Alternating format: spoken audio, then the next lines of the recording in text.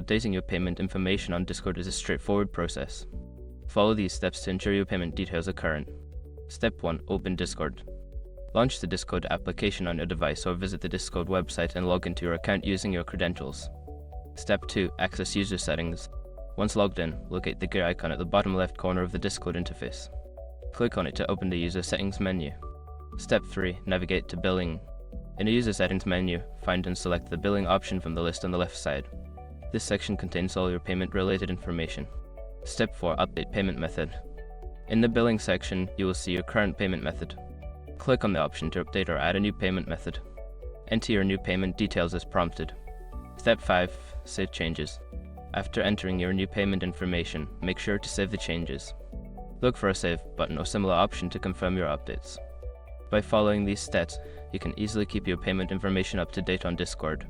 If you encounter any issues, consider reaching out to Discord support for assistance.